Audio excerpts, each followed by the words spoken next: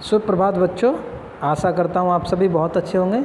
चलिए आज हम अपनी हिंदी की किताब से अगला चैप्टर बहादुर बित्तो को आरंभ करते हैं। ठीक है, तो इस चैप्टर को आरंभ करने से पहले मैं आपको कुछ बातें बताना चाहता हूँ जिन्हें आप ध्यान से सुनेंगे। ठीक है, जैसे कि ये जो चैप्टर है बहादुर बित्तो, इसमें क्या है कि एक स्त्री है, उसका नाम है बित्तो और उसका एक पति है। ठीक है, तो क्या होता है कि इनके ऊपर कुछ परेशानी आई होती है और उस परेशानी से बित्तो किस तरह से निपटती हैं, है ना, तो वो इस चैप्टर में दर्शाया गया है और बताया गया है कि अगर कभी विपत्ति हमारे सामने आती है या कोई परेशानी हमारे सामने आती है तो हम अपने बुद्धि से, अपने विवेक से उस परेशानी से बाहर निकल सकते हैं। ठीक है, तो चलो बच्चों फिर ये चैप्टर आरंभ करते हैं। देखिए, एक किसान था, उसकी बीवी का नाम था बित्तो। एक दिन किसान ने बित्तो से कहा, ठीक है, यानी देखिए दो लोग थे परिवार में, एक था किसान और उसकी बीवी थी जिसका नाम क्या था, बित्तो। ठीक है, फिर क्या हुआ कि एक दिन किसान ने बित्तो से कहा, अब क्या कहा पढ़ते हैं। सुबह जब मैं खेत में हल चला रहा था तो एक शेर ने आकर कहा, किसान किसान अपना बैल मुझे दे दे वरना मैं तुझे खा जाऊंगा। ठीक है, तो किसान ने ये बात किसको बताई, बित्तो को, अपनी बीवी को, कि एक शेर ने ऐसा ऐसा उनसे आकर कहा। आगे देखते हैं। बित्तो ने उससे पूछा, तूने क्या जवाब दिया। ठीक है, जब शेर ने कहा कि मैं तुझे खाऊंगा तो वो पूछती फिर आपने शेर से क्या कहा। तो किसान ने फिर क्या कहा, किसान ने कहा, मैंने कहा तू यहीं रुक, मैं घर जाकर अपनी गाय ले आता हूँ। अगर तू बैल खा लेगा तो हम लोग भूखों मर जाएंगे, है ना। ये किसान ने शेर से कहा कि मैं अपनी गाय लेके आता हूँ, तुम यहीं रुक जाओ। इसके बाद यह सुनकर बित्तो को बहुत गुस्सा आया, यानी जो उनकी बीवी थी ना, उनको बहुत गुस्सा आया। उसने किसान को फटकारा। देखिए, फटकारने का मतलब होता है चिल्लाना, ठीक है, किसी पे गुस्सा करना। ठीक है, तो बित्तो ने अपने पति को फटकार लगाई और क्या कहा, घर की गाय शेर को खिलाते तुझे शर्म नहीं आती। तो उन्होंने कहा कि हम घर की जो गाय है वो शेर को कैसे खिला दें। अगर गाय चली गई तो घर में दूध ना लस्सी। ठीक है, उन्होंने कहा कि अगर गाय चली गई तो घर में ना दूध ना लस्सी। बच्चे रोटी किस चीज़ के साथ खाएंगे। इसके बाद बित्तो ने ये बात अपने पति को बोली। बित्तो को एक तरकीब सूझी, यानी देखिए ये जो परेशानी इन बित्तो के सामने आई थी उससे किस तरह निपटा जाए। तो क्या हुआ कि बित्तो को एक तरीका सूझा। उसने कहा, किसने, बित्तो ने, तुम फौरन खेत में जाकर शेर से कहो कि मेरी बित्तो तुम्हारे खाने के लिए एक घोड़ा लेकर आ रही है नी। यानी बित्तो ने ये किसान से कहा कि तुम खेत में जाओ और शेर को बोलो कि जो मेरी बीवी है वो तुम्हारे लिए एक घोड़ा लेकर आ रही है। किसान डरता डरता शेर के पास गया। उसने कहा, यानी किसने, किसान ने कहा शेर से, शेर राजा, देखिए राजा तो आप जानते हैं शेर को क्यों कहते हैं, क्योंकि वो जंगल का राजा होता है। हमारी गाय तो बड़ी मरियल है। देखिए बच्चों, मरियल का मतलब होता है कमज़ोर। ठीक है, यानी जिसमें बहुत उसमें हड्डी हड्डी दिख रही हो, बहुत कमज़ोर हो, उसे कहते हैं मरियल। उससे तुम्हारा क्या बनेगा। मेरी बीवी अभी तुम्हारे लिए एक मोटा ताज़ा घोड़ा लेकर आ रही है। यानी ये बात किसान ने शेर से कही। ठीक है, इसके बाद बित्तो ने सिर पर एक बड़ा सा पगड़ बांधा और हाथ में दराती लेकर घोड़े पर सवार हो गई। ठीक है, इसका मतलब होता है पगड़ी, और दराती होता है जैसे जिससे हम घास काटते हैं ना, ऐसा होता है दराती। और ये सारी चीज़ें लेके वो घोड़े पे सवार हो गई। घोड़ा दौड़ाती वह खेत पर पहुंची और ज़ोर से चिल्लाई। ठीक है, अरे किसान, तू तो कहता था कि तूने 4 शेरों को फांस कर रखा है। यानी क्या हुआ, ये सारी प्लानिंग थी बित्तो की। ठीक है, ये पहले से योजना बनाई थी बित्तो ने कि ऐसा ऐसा करेंगे। इसके बाद यहाँ तो सिर्फ एक ही है, बाकी कहाँ गए।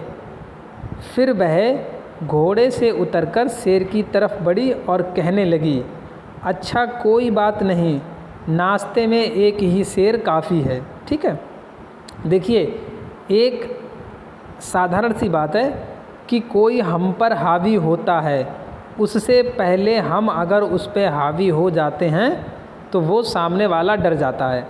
यही चीज़ बित्तो ने की। बित्तो जानती थी कि शेर उनको खाएगा, इससे पहले हम ऐसा कुछ करें कि शेर को लगे कि ये हमें खा लेंगे, तो शेर क्या हुआ फिर डर जाएगा। तो वही बित्तो ने किया इस पंक्तियों में।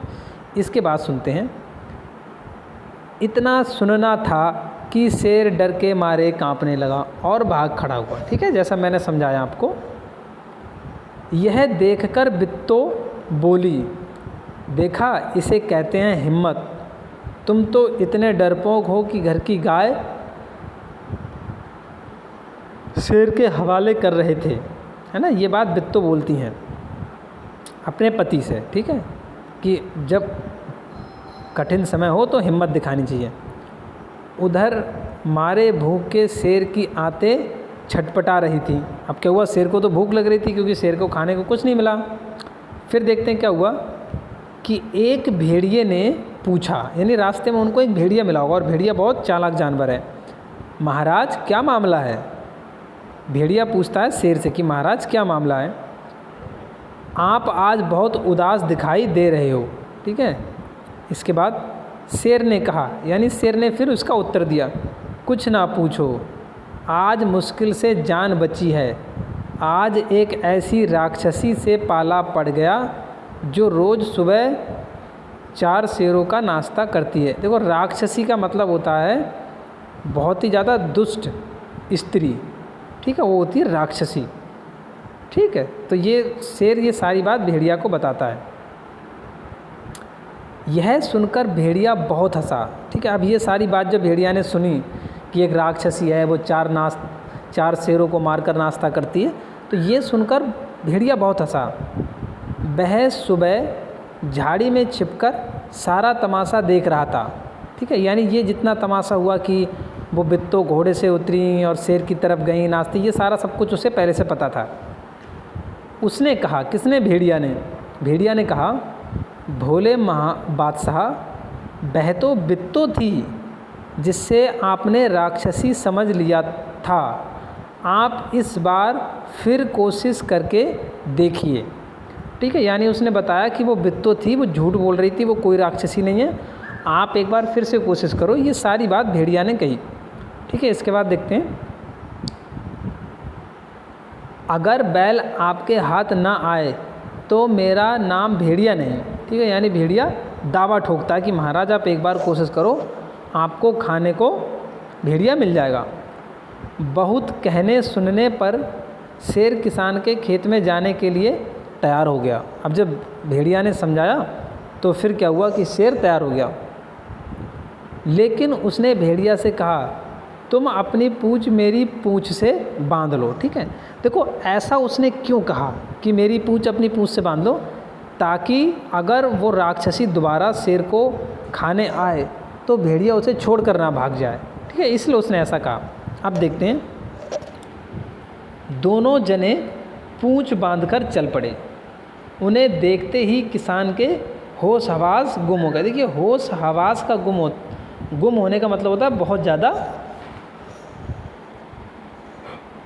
डर जाना। ठीक है, तो क्या हुआ कि उसके होश हवास गुम हो गए। वह डर से थरथर कांपने लगा। कौन? किसान। लेकिन बित्तो बिल्कुल नहीं घबराई। देखिए, बित्तो जो थी ना, वो बहुत समझदार स्त्री थी। वो कठिनाई में क्या होता है कि हम लोग जब हमारे सामने कठिनाइयाँ आती हैं, विपत्ति आती है, तो हम डर जाते हैं।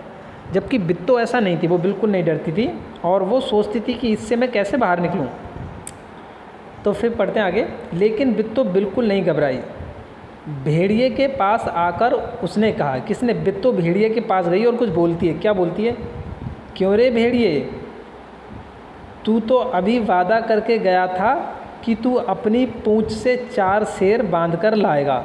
यानी बित्तो ने वही बात दोबारा शेर के सामने बोल दी, और ऐसा इस तरीके से बोली कि शेर को ऐसा लगे कि भेड़िया जो है वो बित्तो के साथ है। ये उनकी एक योजना है।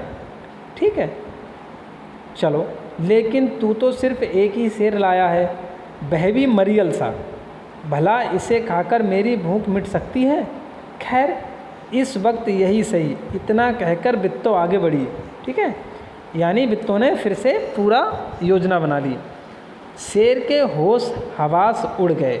होश हवास का मतलब होता है एकदम भौचक्का हो जाना। ठीक है, यानी शेर को समझ में आने लगा कि ये भेड़िया की चाल है मुझे फंसाने की। इसके बाद उसने समझा कि भेड़िए ने उसके साथ धोखा किया है। वह फ़ौरन वहाँ से भागा। भेड़िया बहुत चीखा चिल्लाया, लेकिन शेर ने एक ना सुनी, तेज़ी से भागता चला गया।